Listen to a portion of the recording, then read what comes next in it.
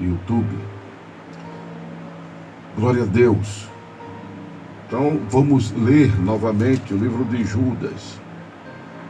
Amém?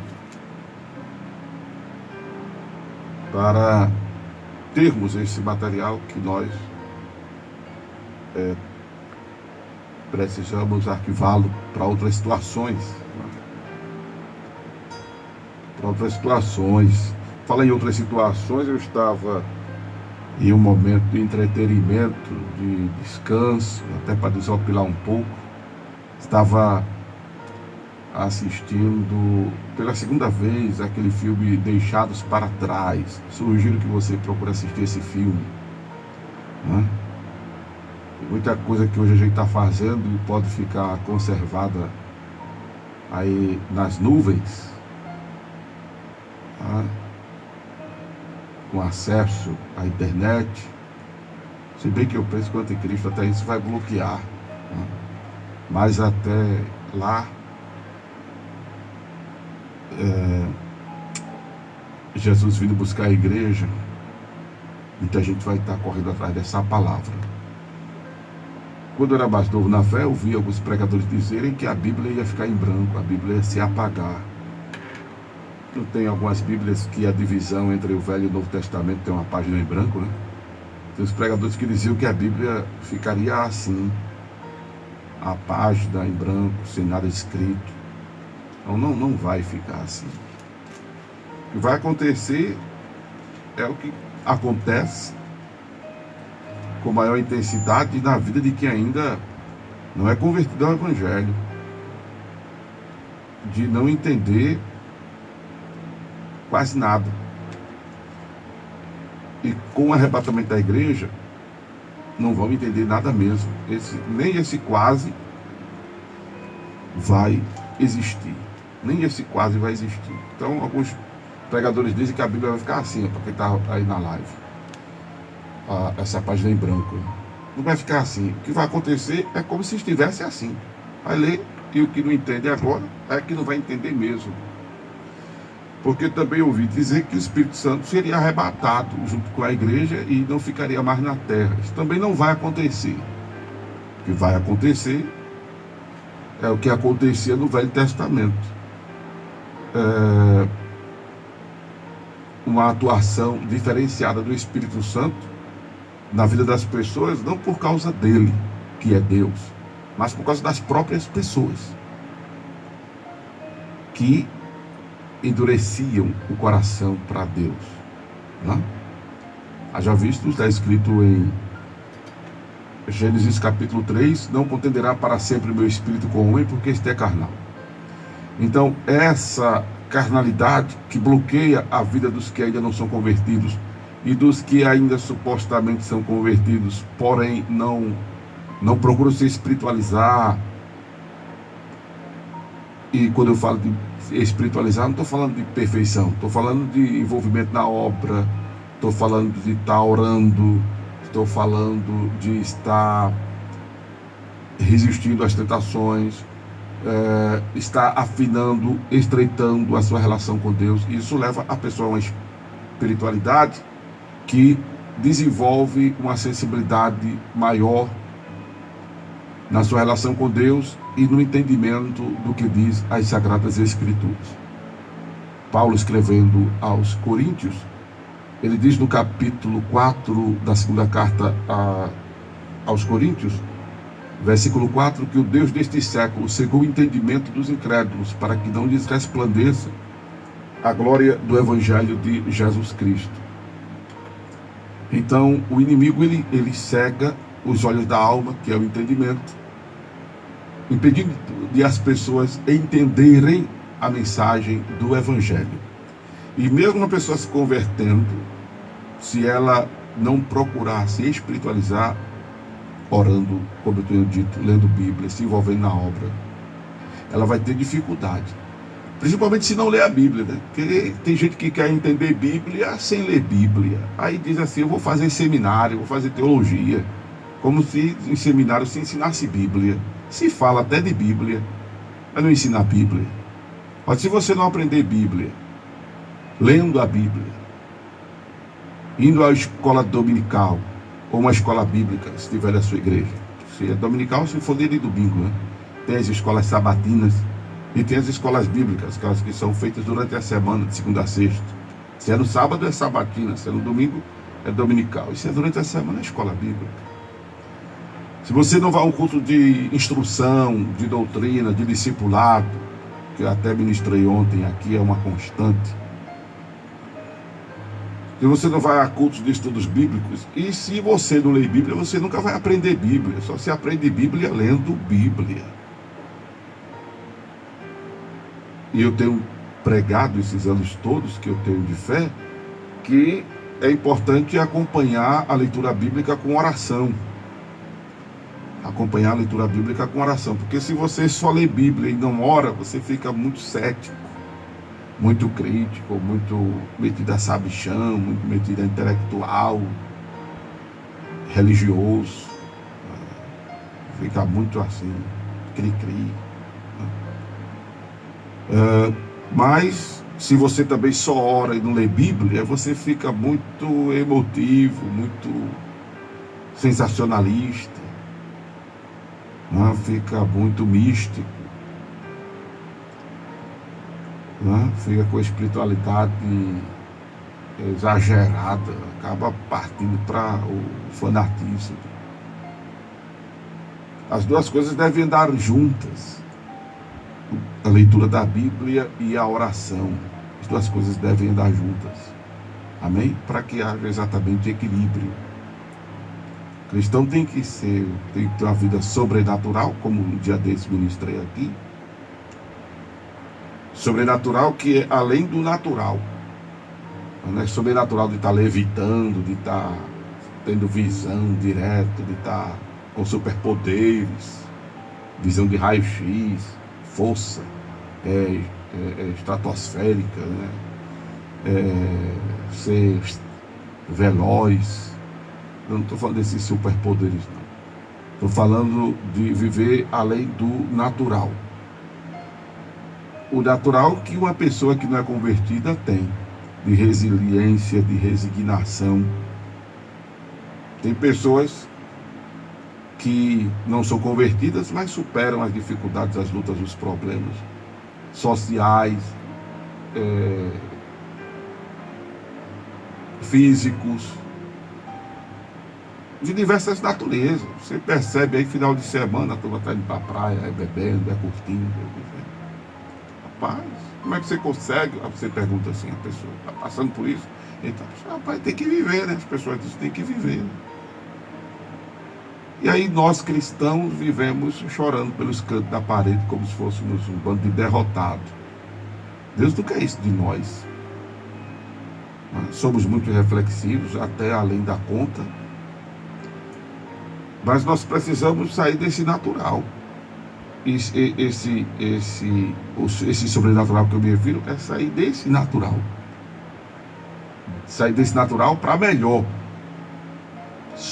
Ficar acima. Sobrenatural. Amém?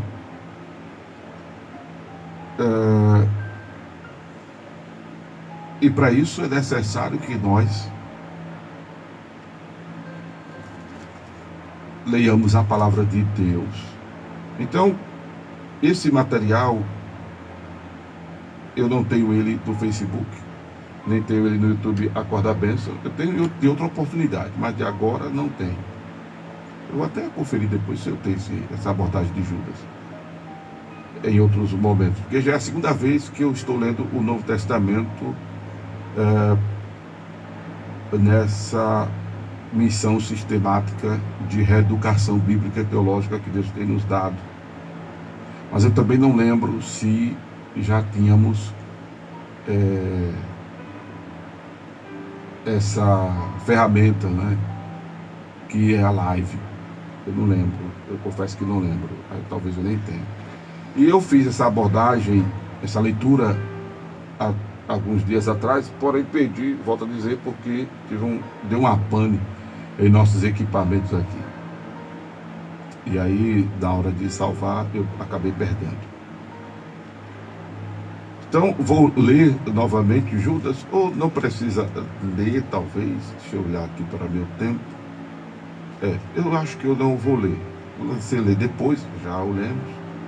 Eu vou só pontuar aqui o que a gente quer e precisa falar desse livro. Né?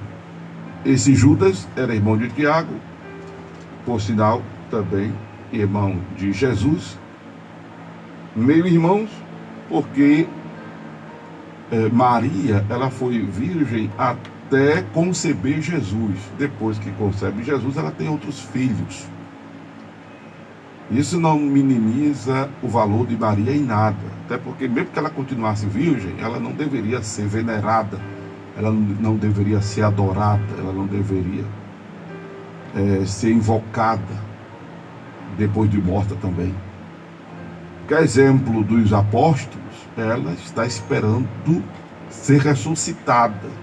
A exemplo dos apóstolos, ela está esperando a trombeta tocar. A exemplo de quem morreu hoje, quem morreu ontem e quem morrer depois. Até Jesus Cristo voltar, vai estar esperando o toque da trombeta. Então, como uma pessoa que está morta, ela não escuta, ela não ouve, ela não pode fazer nada por ninguém. Então, ela em vida não quis isso, que dirá depois de morta. Em vida, ela disse aos discípulos: fazei tudo o que ele vos mandar. Quando, nas bodas de Canaã da Galileia,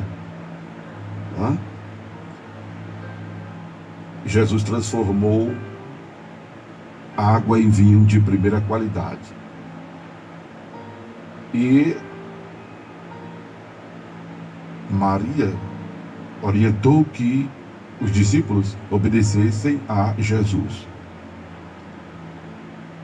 Então, já aí nós temos um princípio de que ela não reivindicou nada para ela em vida, dirá depois de morta. Né? Maria está morta, pastor? Está esperando o arrebatamento da igreja. Isso não tira os louros, né? O brilho, a beleza, a singelidade, a admiração que devemos ter por ela ter sido aquela mulher santa, escolhida por Deus, santa no sentido de uma pessoa que buscava santificação. Porque todos nós que nascemos de mulher, nascemos em pecado, fomos concebidos em iniquidade. O único nascido de mulher, disse Jesus, que teve uma grandeza assim extraordinária, foi João Batista. Jesus disse que não houve homem maior, nascido de mulher maior do que João. Não que João também não tivesse a semente do pecado em sua veia. Prova tanta que morreu. Aí você diz, mas Jesus morreu também. Mas Jesus morreu por levar os nossos pecados. João Batista, ele não foi concebido por obra e graça do Espírito Santo. O anjo comunicou o seu nascimento porque a sua mãe era estéril. Não é? Aí o Senhor abre a madre de Isabel, mas ela teve que se relacionar como um ser humano normal com Zacarias, seu esposo, para daí vir João Batista. Jesus não. Não houve coito entre Maria e José para Jesus nascer. Não houve. Não houve relação sexual entre Maria e José para Jesus nascer. Não houve fecundação humana. Não houve uma união dos gametas de José e de Maria. Não houve. Jesus foi por obra e graça do Espírito Santo. A Virgem foi envolvida pelo poder do Altíssimo e concebeu. Aleluia.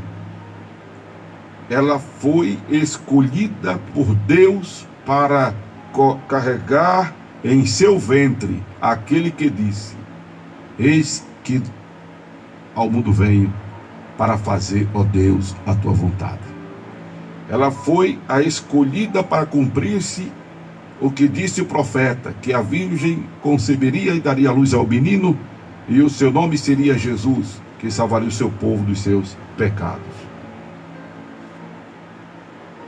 Glória a Deus.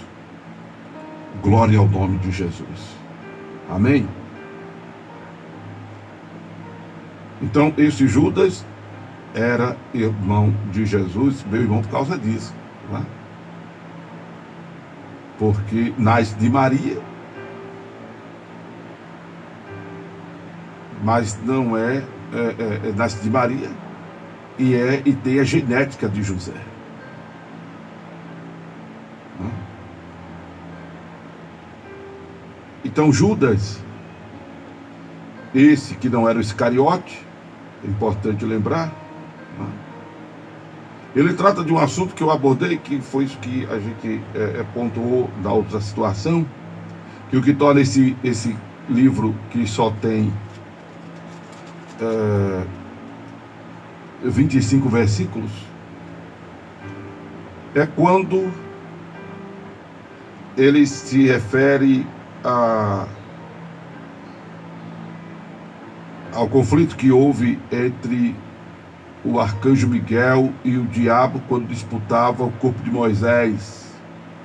E o arcanjo Miguel não ousou pronunciar juízo de maldição contra o diabo, mas disse: o Senhor te repreenda.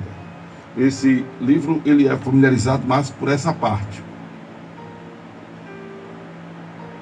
E é importante entendermos isso. Eu falei na abordagem que felizmente perdemos, que não devemos ter medo do inimigo,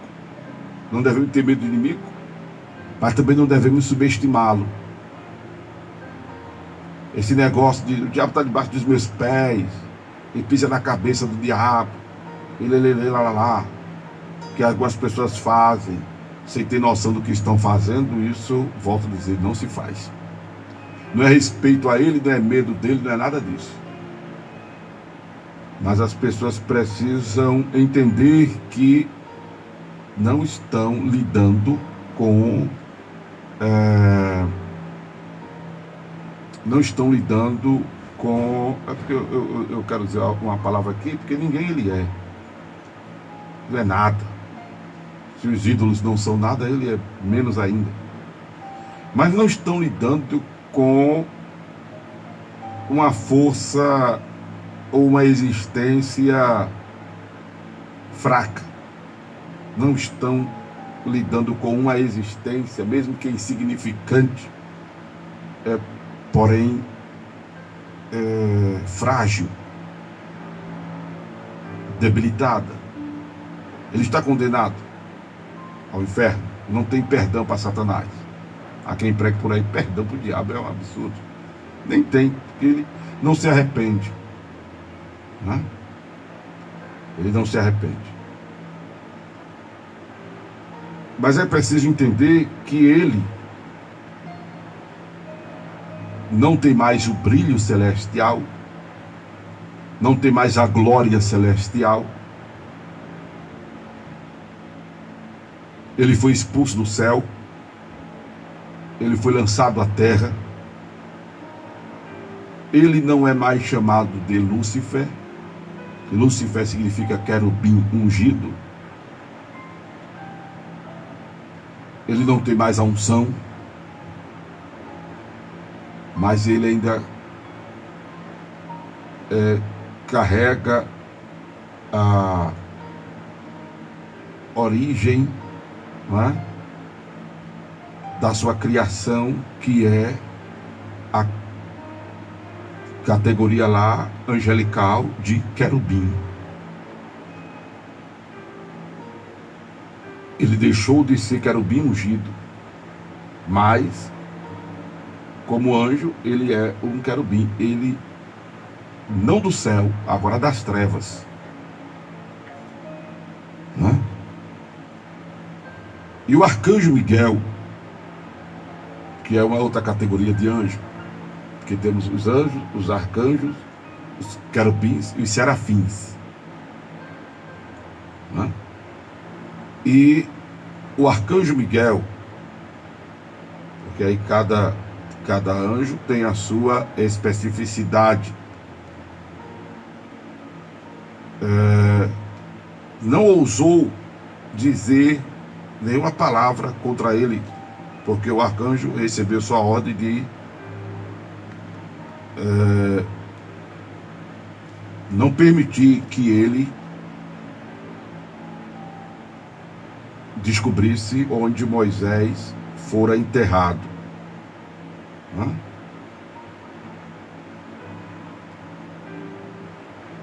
E aí o arcanjo é impedido, o anjo impede essa busca dele, porque ele queria, de repente, usar o corpo de Moisés para as pessoas adorar Moisés, venerar Moisés,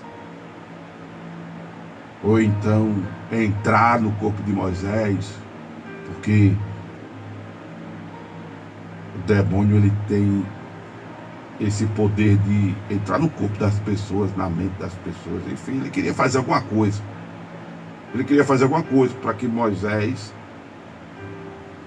estivesse sendo manipulado por ele, o corpo de Moisés, manipulado por ele, ou a mente das pessoas voltadas para alguma veneração a Moisés. O povo que adorou Neustã, a serpente de bronze que Moisés levantou, que dirá o próprio Moisés, depois de morto. Sim, Deus lembra da serpente de bronze, que Deus disse a Moisés para pegar do povo metal, o povo que estava murmurando contra Deus, tal, no deserto, com fome, com sede e tal. E aí o Senhor mandou serpentes que saiu mordendo o povo saiu morrendo, até que oraram a Moisés para que aquelas serpentes fossem tiradas do meio deles. E aí Moisés ora a Deus, Deus orienta, pega esse material do povo, faz uma serpente de bronze, pendura ela numa haste, e quem olhar para a serpente vai ser livre da morte. Essa serpente que até tipifica Jesus. Jesus mesmo disse que assim como Moisés levantou a serpente no meio do deserto, assim importa que o Filho do Homem seja levantado, para que todo aquele que nele crê não pereça, mas tenha vida eterna. E depois disso, o povo passou a adorar essa serpente, até que Deus levantou o rei, se eu não me engano, Ezequias, e destrói a serpente de bronze que o povo estava adorando. Imagine o povo agora tendo Moisés como um ídolo. Ia ser uma coisa, né? Ia ser uma desgraceira total para o povo de Israel, mais do que foi a idolatria. A idolatria que levou o povo de Israel para o cativeiro babilônico, principalmente e a princípio o reino norte. Depois o reino sul é levado também por rebeldia. Idolatria é tudo aquilo que substitui o lugar de Deus em nossos corações. Pode ser uma imagem de escultura, pode ser uma figura humana, pode ser um objeto, pode ser um imóvel, pode ser um ser movente, pode ser qualquer coisa. Jesus disse, inclusive, quem amar mais pai, mãe, irmão, irmã, campo, filho, esposa, quem ama mais qualquer pessoa do que a ele não é digno dele. Jesus disse, não é? Pois bem, o arcanjo Miguel, o arcanjo é uma categoria de anjo que é guerreiro. São anjos que foram criados para peleja, para combate. O anjo comum, um anjo comum, vírgula, né? Que o anjo é um ser extraordinário. Os anjos, a gente aprende numa aula de angelologia. Não é uma aula agora de angelologia. Mas é importante entender a estrutura do adversário da gente. Os anjos são seres,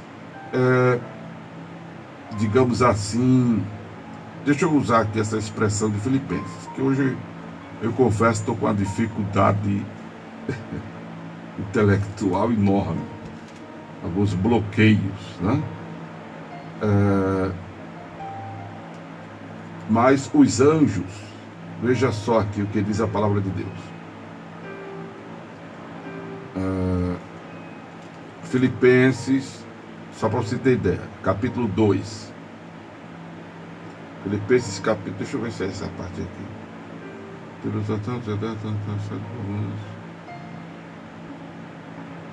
Eu não sei se é essa parte que diz feito menor que os... Deixa eu achar aqui, tá, irmão? Filipenses, eu acho que não é aqui, eu estou me confundindo na referência.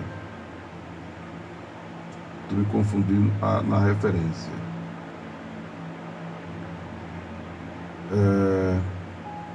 Mas a palavra de Deus nos diz que nós, seres humanos,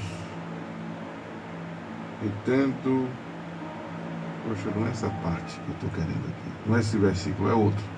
Se alguém lembrar aí, me manda no zap, ou até aí nos comentários do Facebook ou do Instagram, que diz que nós fomos feitos... Deixa eu ver se eu acho aqui na internet para ajudar, né?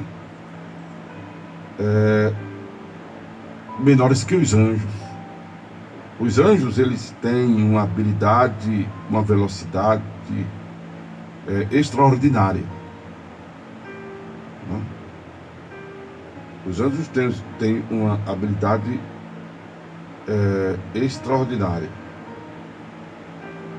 Deixa eu achar aqui essa referência, tá? Vou mostrar a vocês. É como eu disse, que não é uma aula de angelologia, por isso que agora eu nem fui atrás de referência para isso. Mas achei aqui, ainda bem que eu estou dizendo, a internet é uma ferramenta extraordinária. Hebreus capítulo 2, versículo de número 7. Hebreus 2, 7. Tu o fizeste um pouco menor do que os anjos, e de glória e de honra o coroaste, e o constituíste sobre as obras de tuas mãos. Quem Deus fez menor, um pouco menor que os anjos? Os seres humanos. Hebreus capítulo 2, versos 6, refere-se ao homem, verso 7, refere-se aos anjos, e os homens foram feitos um pouco menor do que os anjos, coroados de glória e de honra, porque foram constituídos sobre todas as obras de Deus na terra. Mas era isso só que eu queria mostrar a vocês. Aí o anjo, o anjo é um ser, né, diferenciado de nós seres humanos. Nós temos nossas limitações, né? Os anjos não.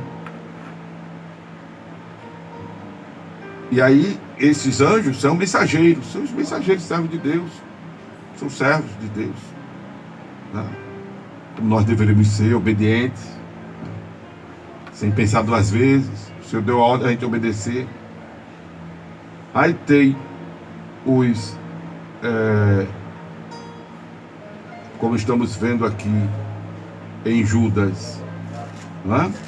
Nós temos aqui Miguel, que faz parte de uma categoria de anjos chamada arcanjos, que são anjos preparados para a batalha, foram criados para a batalha, para a guerra, de Deus, assim, né? Nós temos os serafins, que são aqueles que aparecem lá em Isaías, que com asas cobrem os pés, com asas cobrem o rosto, e com asas voam e ficam diante de Deus, adorando a Deus. Foram criados só para isso, os serafins, para estar adorando a Deus, exaltando Deus. O coração da gente está pulsando, a gente está respirando, as coisas estão acontecendo, e os serafins estão lá, santo, santo, santo. Eles não só dizem que Deus é santo 3 vezes, alguém até se utiliza daquela passagem de Isaías para dizer que Deus é santo 3 vezes. Deus não é santo em quantidade, Deus é santo em qualidade. Deus é absolutamente santo. Os serafins foram criados para estar só adorando a Deus. Desde ontem, meu Deus do céu, estão lá só adorando, santo, santo. Os querubins, isso é outra categoria de anjos, são aqueles que assistem diante de Deus. E o adversário das nossas almas, ele era um querubim ungido. Então veja que você não está lidando com um adversário qualquer. Ele é um qualquer, mas não tão insignificante como você pensa no sentido de força. Ele tem força. Observe que Hebreus 2:7 diz que ele foi criado em um nível mais elevado que nós, porque ele faz parte da categoria de anjos.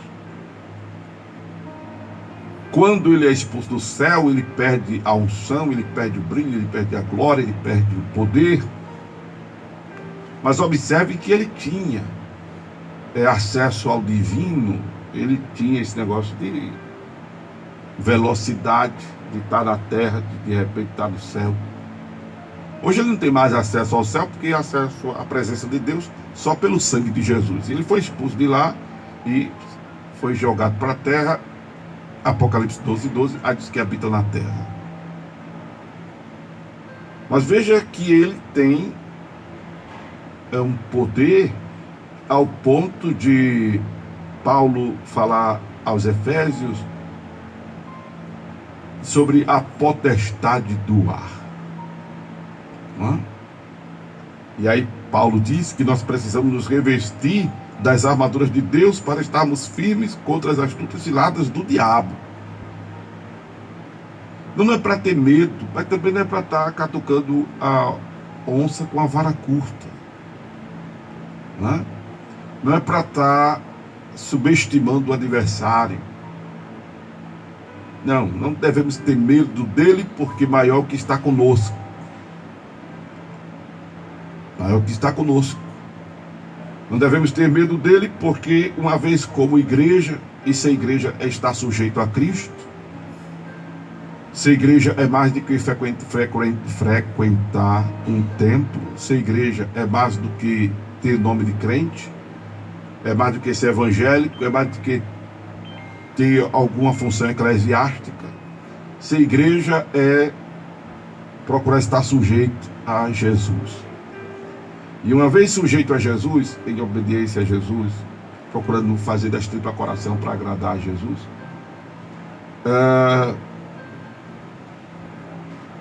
as portas do inferno não prevalecerão contra nós. As portas do inferno não prevalecerão contra nós. E quando se refere às portas do inferno, se refere às forças infernais. E o anjo do Senhor acampa ao redor dos que o temem e os livra. Então, estamos guardados. Uma vez no esconderijo do Altíssimo, à sombra do Onipotente, podemos descansar. Mas não esteja com essa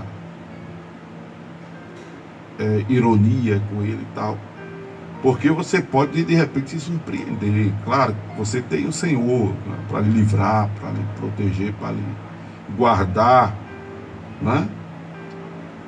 Aí eu me lembro de quando eu era mais garoto, né?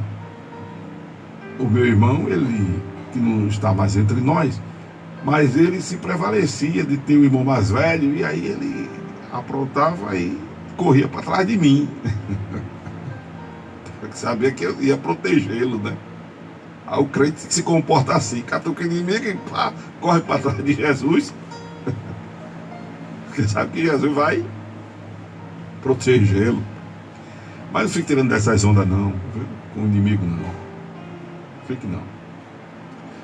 O que Judas chama a atenção aqui é para o respeito às autoridades também. As autoridades que a gente sabe, à luz das Escrituras, foram constituídas por Deus. O que Judas trata aqui é de termos respeito, né, com as autoridades. Não que a gente deva respeitar o adversário, reverenciá-lo, não, de forma alguma. Mas entender que o adversário é o adversário. Precisa entender isso. Procure estudar sobre angelologia, você vai ter uma ideia da estrutura do nosso adversário. É importante conhecer o inimigo para ter estratégia de lutar contra ele e se safar, e se sair bem. Você quer sair bem contra o inimigo? Procure agradar a Deus. Quer se sair bem contra o inimigo? Procure fazer a vontade de Deus. Quer atingir o inimigo? Faça a obra. Vença a carne. Resista ao mundo. Aí você vai atingir o inimigo. Aí você vai inquietar o inimigo. Aí você vai ser um instrumento de ameaça para o inimigo. Procure se revestir das armaduras de Deus, agradar a Deus, e aí você vai ser aquela pessoa que incomoda o adversário das nossas almas. Porque é assim que a gente atinge o inimigo. Uma vez uma pessoa quis bater no inimigo porque viu uma pessoa possuída, endemoniada. Não atinge o inimigo batendo no endemoniado. Coitado do endemoniado, que vai ficar ferido é ele. Né? Porque ele é um ser espiritual. Não se atinge com as armas que nós temos de ataque, de defesa, arma de fogo, arma branca. O inimigo não se machuca com isso. Por isso que a palavra de Deus nos diz que as armas da nossa milícia, elas não são carnais, e sim poderosas em Deus para desfazer sofismas. As armas da nossa milícia, o louvor, a oração, a palavra de Deus, com a qual podemos apagar os dardos inflamáveis do maligno. Um viver que reflete a imagem de Deus, atitudes que refletem Deus, ações que refletem Deus, comportamentos que refletem Deus. Aí isso sim incomoda o adversário das nossas almas, isso incomoda o nosso inimigo, e isso o afronta, é isso que o perturba. Quando você se aproxima de Deus, quando você procura fazer a vontade de Deus, aí o inimigo fica botando fumaça pelo nariz e por tudo que é canto. Isso incomoda o adversário. Hã? E o que Judas está chamando a atenção aqui é para exatamente nos colocarmos em nosso devido lugar como servos e respeitarmos e considerarmos as autoridades. Outra coisa que Judas pontua aqui é que, assim como Sodoma e Gomorra, as cidades circunvizinhas que haviam se corrompido e ido após a carne, foram postas, por exemplo, à pena do fogo eterno, nós nos lembremos disso, que a exemplo também de o Senhor ter tirado o povo da terra do Egito, que foi destruído, para não negarmos a Deus. É o contexto aqui remoto desses versículos 9, 8. Estou falando agora do versículo 4, por exemplo.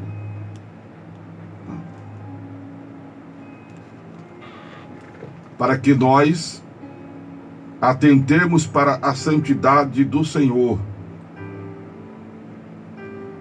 para que nós atentemos para a espiritualidade como algo supremo. Amém, amados? E não andarmos segundo as ímpias concupiscências. Expressões de Judas aqui no seu livro. Não causarmos divisões, não andarmos em sensualidades, porque ele diz que quem faz isso não tem o Espírito, e esse Espírito está com letra maiúscula, aí se refere ao Espírito Santo, a Deus. E nos lembrarmos das palavras dos apóstolos. Fazer o que fazia a igreja em Atos, de perseverar na doutrina dos apóstolos, na comunhão, no partir do pão e nas orações. Amém? Então era esta palavra que eu queria trazer para registrar em nossas plataformas, como da outra vez, infelizmente, perdemos esse conteúdo. Que Deus abençoe a sua vida. Se esta palavra não mexeu com você, o que você ouviu foi a voz de Amaro Correia. Mas se mexeu, impactou, consolou, exortou, edificou, o que você ouviu foi a voz de Deus, a voz do divino.